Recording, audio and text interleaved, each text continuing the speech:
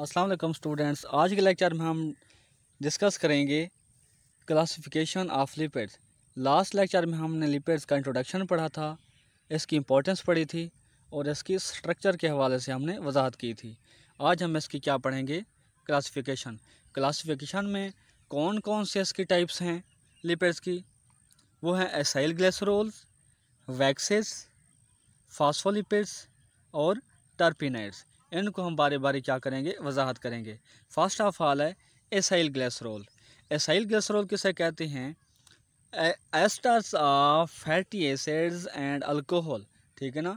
क्या कहलाती हैं? ऐसे कंपाउंड जो फैटी एसिड और अल्कोहल के रिएक्शन से मिलकर बने हों, वो क्या कहलाते हैं? एसाइल ग्लिसरॉल कहते हैं। Esters of fatty acid and alcohol, मतलब एसाइल ग्लिसरॉल का are define as esters of fatty acid and alcohol. और एस्टर क्या है? ऐसा कंपाउंड जो फैटी एसिड और अल्कोहल के रिएक्शन से मिलकर बना हो, वो क्या कहलाता है? एस्टर कहलाता है। तो एसाइल ग्लिसरॉल जो हैं ये क्या हैं? एस्टर हैं एक किस्म के।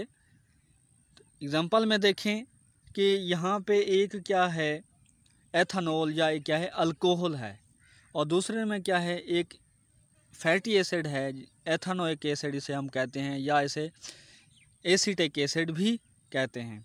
इसमें क्या होता है, एक अल्कोहल और एसीटिक फैटी एसिड जब रिएक्ट करते हैं तो क्या बनता है? एस्टर बनता है या एसाइल ग्लिसरॉल बनता है।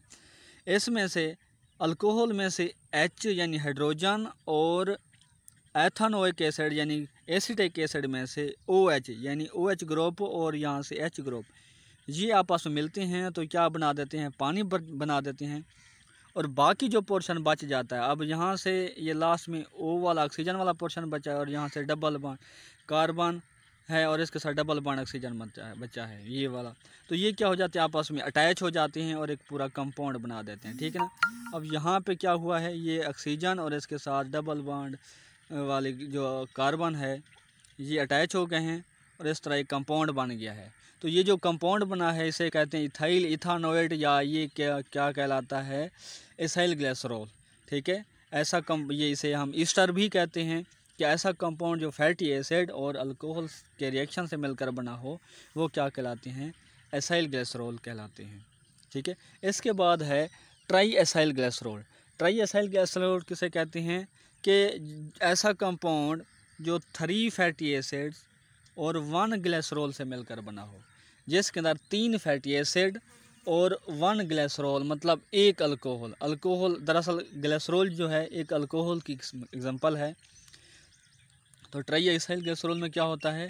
3 फैटी एसिड और एक ग्लिसरॉल जो आपस में रिएक्शन से जो कंपाउंड बनते हैं वो ट्राई एसाइल ग्लिसरॉल कहलाते हैं, ठीक है।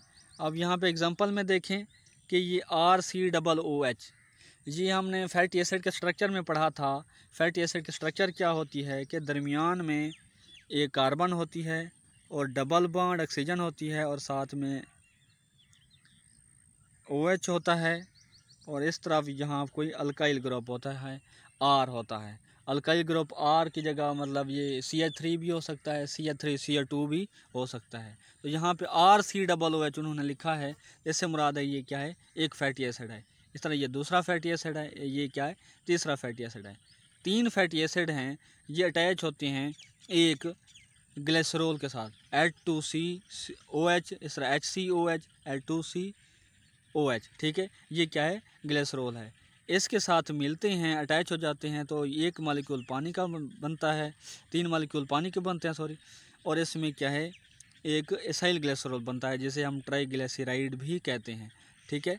तो 3 फैटी एसिड और एक ग्लिसरॉल जो हैं ये अटैच होकर क्या बनाते हैं? ट्राई एसाइल ग्लिसरॉल बनाते हैं। इसके बाद है वैक्सेस। वैक्सेस कौन से कंपाउंड हैं?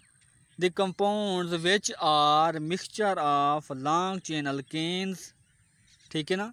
ऐसे कंपाउंड जो कि मिक्सचर है long chain alkanes with odd number of carbon, जिनके अंदर कार्बन की तादाद ताक हो फ्राम C25 to C35, जिनके अंदर कार्बन की तादाद जो है 25 to 35 हो, और हो भी ताक, जिसे हम कहते हैं 25 ताक है।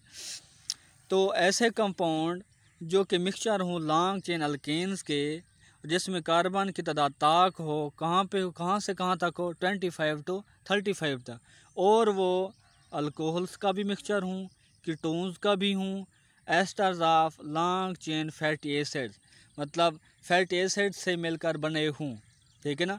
मिक्सचर हूँ किन का, अल्केन्स का, अल्कोहल्स का, कीटोन्स का और फैटी एसिड्स का, और जिनमें अल्केन जो हैं उनमें कार्बन की तादाद ताक हो, और वो ताक कहाँ से कहाँ तक हो, तादाद 25 to 35 हो, तो वो क्या कहलाते हैं, वैक्सेस कहलाते हैं, ठीक है। अल्केन्स कोई भी हो सकते हैं, CH3, CH2, CH3, ठीक है ना, ये भी क्या है, एक अल्केन है। इसी तरह आगे वैक्सेस जो हैं ये क्या होते हैं, प्लांट्स के अंदर प्रोटेक्टिव कोटिंग बनाते हैं, ठीक है ना। किन के ऊपर, फ्रूट्स के ऊपर और लीव्स के ऊपर क्या करते हैं, एक प्रोटेक्टिंग कोटिंग बनाते हैं। आपने पौधों के जो लीव्स हैं, पत्ते हैं, उनको गौर से देखा होगा, उनकी जो बैरूनी सतह होती है वो चमकीली होती है। वो चमकीली क्यों होती है, वो बाहर दरअसल ये वैक्सी क्यूटन होती है, उसके ऊपर वैक्स लगी होती है जो उनको डिहाइड्रेशन वगैरह से बचाती है, ठीक है। और प्रोटेक्ट फ्रॉम वाटर लॉस, मतलब ये क्या कर सकती है, पौधों को या जानवरों से ये वाटर लॉस से बचाती है। आपने सहरा के अंदर बहुत सारे पौधे देखे होंगे जो कि वहाँ पानी की कमी में वो उगते हैं, खुश्की पर उगते हैं बहुत ज़्यादा, वहाँ टेम्परेचर हाई होता है तो पानी ज़ाया हो जाता है, तो उनके पत्तों के ऊपर क्या होता है, ये वैक्स की तह चढ़ जाती है, तो वो ज़्यादा पानी एवापोरेट नहीं होने देती। कुछ इंसेक्ट जो हैं वो वैक्सेस खारिज करते हैं, तो ये वैक्स क्या करती है, उनको वाटर बैरियर करती है, ठीक है ना। इंसेक्ट्स रुकावट फराहम करती है कि उनके अंदर पानी को जमा नहीं होने देती।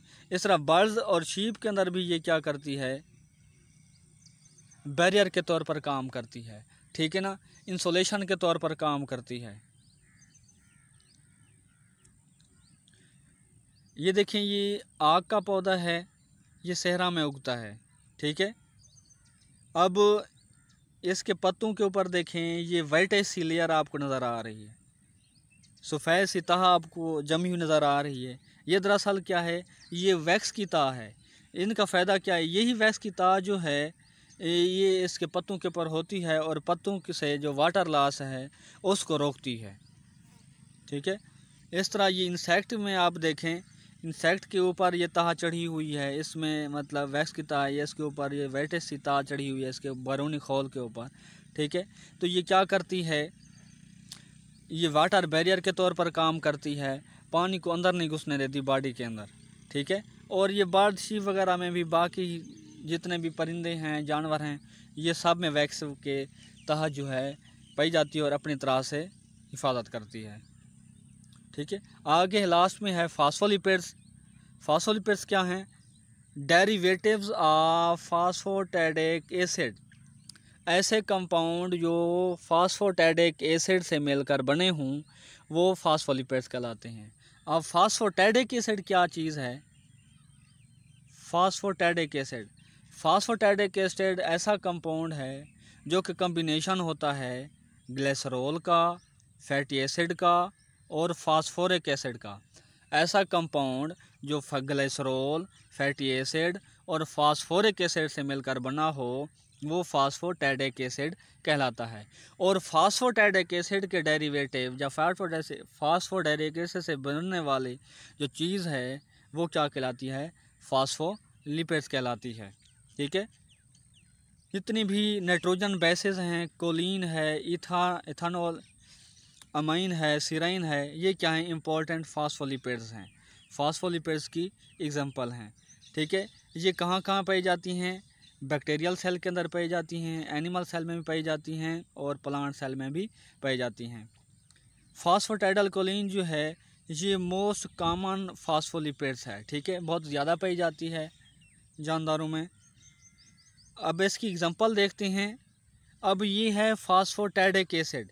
फास्फोटैडिक एसिड हमने कहा था ऐसा कंपाउंड जो ग्लिसरॉल, फैटी एसिड और फास्फोरिक एसिड का मजमुआ हो, ठीक है। अब यहाँ पे कहाँ कहाँ ये तीन कंपाउंड पाए जाते हैं, अब यहाँ पे देखें, ये वाला जो पोर्शन है,